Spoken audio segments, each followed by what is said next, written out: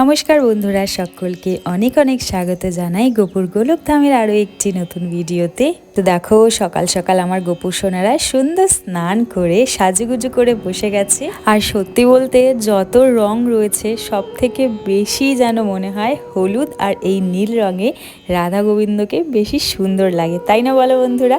তো চলো, আজকে কিন্তু একটা স্পেশাল দিন, তার কারণ আজকে আমি যাচ্ছি লক্ষ্যকণ্ঠে গীতা পাঠ আমাদের আর কি কলকাতাতে হচ্ছে, সকলেই হয়তো তোমরা জানো। তো সেখানে তো তার আগেও কিছু আর কি বাজার আর নিয়ে এসেছিলো, তার মধ্যে কিছু ফল এনেছিল, একদমই আর কি শেষ হয়ে গেছিলো, তো সেগুলো ঢেলে রাখছি। আর সবেদাগুলো একটু কাঁচা কাঁচা নিয়ে এসেছে, ভালো আস্তে আস্তে আর কি মানে এক একটা করে দিলে আস্তে আস্তে পাকবে। আর লেবুগুলো নিয়ে এসেছে, এইবারে লেবুগুলো অনেক বড়, আমি তাই বলছি যে এগুলো কী লেবু এনেছিস এত বড় বড়। তো মিষ্টি ছিল মা আর কি।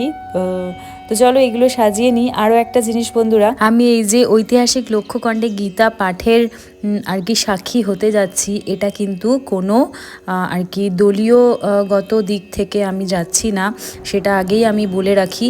আমি যাচ্ছি আমার ভগবতের ভক্তি এবং ভালোবাসাকে কেন্দ্র করে। আর এই দেখো বন্ধুরা, আগের ভিডিওতে তোমাদের সাথে শেয়ার করিনি, মা কিন্তু গোপু সোনাদের জন্য এরকম উলের কভার বানিয়েছে, পাশ বালিশ আর মাথার বালিশ। মাথার বালিশের দেখো কভারগুলো কি সুন্দর হয়েছে। আর গোপু সোনারা কিন্তু খুব সুন্দর গরমে আরাম করে রাত্রেবেলা ঘুমো করছে। তো চলো বন্ধুরা, আর দেরি করব না, রেডি আমি হয়ে গেছি, আর এবারে কিন্তু বেরিয়ে পড়বো। হরে কৃষ্ণ বন্ধুরা, সুপ্রভাত সকলকে, এবং সবাইকে অনেক অনেক স্বাগত জানাই গোপুর গোলকধামের আরও একটি নতুন ভিডিওতে। তো এখন আজকে যাচ্ছি লক্ষ্যকণ্ঠে গীতা পাঠ হচ্ছে, তো সেখানে ভিআইপির আর কি ওই কুপন নিয়ে এসেছে ও, একটা কুপনে দুজনের এন্ট্রি। তো আমি যাচ্ছি, আর সেই যে গোপাল সোনা এসেছিলো মনে আছে সিঙ্গার করতে, ওর মাও যাচ্ছে। তো আমরা দুজনে যাচ্ছি, এখন বাজে 9টা মতো, 10টা থেকে শুরু হবে। তো বেরিয়ে পড়বো, মোটামুটি 9:30টার আগে পৌঁছে যাব। আর লাল পাড় সাদা শাড়ি মেয়েদের পোশাক, আর ছেলেদের হচ্ছে সাদা পাঞ্জাবি। তো আমি এই যে লাল পাড় সাদা শাড়ি পরেছি। আর তো চলো, চেষ্টা করব ওখানে যদি ভিডিও অনুমতি থাকে ভিডিও করে তোমাদের সাথে আজকের দিনটা শেয়ার করার। বেরিয়ে পড়েছি, আর ঠান্ডা তো লাগছে, চাদর একটা নিয়ে নিয়েছি কিন্তু গায়ে দিইনি, সেজে গুজে আজুগুজি করেছি ওই জন্য। তো গাড়িতে যাবো, অসুবিধে নেই, ঠান্ডা আশা করছি লাগবে না। আর দেখো বন্ধুরা, আজকে হয়েছে মানে সব থেকে বেশি কুয়াশা, কিচ্ছু দেখা যাচ্ছে না। প্রায় 9:30 পৌনে 10টা মতো বাজে, কিন্তু দেখেছো এক ফোঁটাও রোদ নেই। আর দেখো আমরা দেখতে দেখতে চলে এসেছি, খুব একটা দূর নয় বাড়ি থেকে যদিও। আর ওই দেখো দূরে ওপারে দেখতে পাচ্ছ কত লোক রয়েছে, আর সেই প্যান্ডেল মতো করেছে। আর আমাদেরকেও ছেড়ে চলে গেছে। আর এই দেখো আমরা চলে এসেছি ভেতরে, ওই যে দূরে একটা চালা মতো দেখা যাচ্ছে, এই যে এখানে আর কি মঞ্চটা রয়েছে, আর বাকি এগুলো সমস্ত এরকম চেয়ার পেতে বসার জায়গা দিয়েছিল। কিন্তু প্রথম প্রথম তো ভালোই লাগছিল, আর অনুষ্ঠান দেখো শুরু হয়ে গেছে। আর তারপরে না যত বেলা বাড়ছে, আর এক নাগাড়ে কি রোদের মধ্যে বসে থাকা যায়? প্রথম দিকে কুয়াশা থাকলেও বেলার দিকে কিন্তু বেশ রোদ উঠেছিল। আর দেখো সকলে এরমভাবে বসে আছে।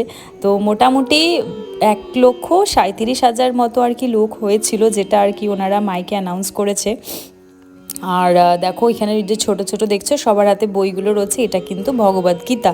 তো এখানে গীতার 4টে আর কি অধ্যায়ের কিছু কিছু শ্লোক তুলে ধরেছে, এবং সমস্তটাই আর কি সকলে একসাথে কিন্তু আমরা পাঠ করেছি। তো বেশ ভালো আর কি লেগেছে বন্ধুরা। এটা একটা সত্যি বলতে ঐতিহাসিক মুহূর্ত ছিল, কেননা এই প্রথম একসাথে গীতা পাঠ 1,00,000 ওপর মানুষ একসাথে করেছে। আর এই যে অনুষ্ঠানের সময়সূচি ছিল এখানে নির্ধারিত।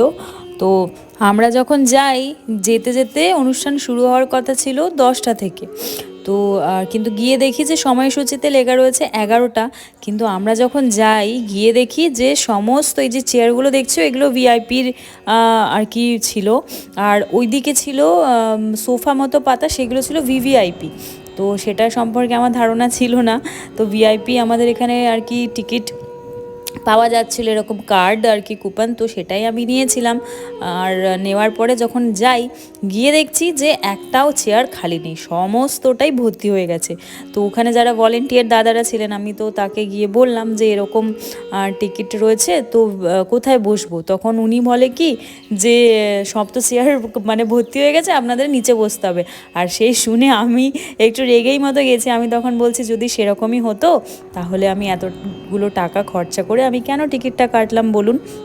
তো ব্যাপারটা আসলে এটাই হয়েছিল যে এত লোক হয়েছে না, তো ওনারা মানে ঠিকমতো আর কি সিটিং অ্যারেঞ্জমেন্টটা করতে পারেনি। এমনি যাদের কাছে টিকিট ছিল না তারাও ভিআইপির মধ্যে ঢুকে আর বসে গেছে। তো যেহেতু আমি ওরম করে বলেছি, তারপরে উনি একজনের কাছে গিয়ে বলছেন যে কার্ড দেখান, তো ওনারা দেখাতে পারেননি, তো বলে তখন ওখান থেকে দুজনকে তুলে আমাদেরকে বসতে দিয়েছে। বন্ধুরা, তো চলে এসেছি, সারাদিন খুব খুব ক্লান্ত হয়ে গেছিলাম, এসে আর ভিডিও করিনি। আর রাত্রেবেলা গোপাল সোনাকে দুধ রুটি আর ওই পনির আলু, আলু না ডাল দিয়ে, পনির দিয়ে একটা আর কি বানিয়েছে, পনিরের ডাল বানিয়েছে, ছোলার ডাল। তো সেটাই এখন নিবেদন করব। আমি আটা মেখে দিয়েছি, মা রুটিটা করছে, দুধ গরম বসিয়েছি। তো ব্যাস গোপাল সোনাকে এবার ভোগটা। আজকে কিন্তু ডাল দিয়ে পনির প্রসাদ খুব সুস্বাদু বানিয়েছিল। তো চলো বন্ধুরা, আজকে ভিডিওটাও এখানেই শেষ করব, আর বেশি বড় করব না। তো যদি এই ছোট্ট ভিডিওটা তোমাদের ভালো লাগে, অবশ্যই কিন্তু একটা লাইক করো, কমেন্টের মাধ্যমে জানিও। দেখা হচ্ছে তোমাদের সাথে পরের কোনো ভিডিওতে। ভালো থেকো, সুস্থ থেকো, সাবধানে থেকো বন্ধুরা, এবং সর্বদা বলতে থেকো রাধে রাধে।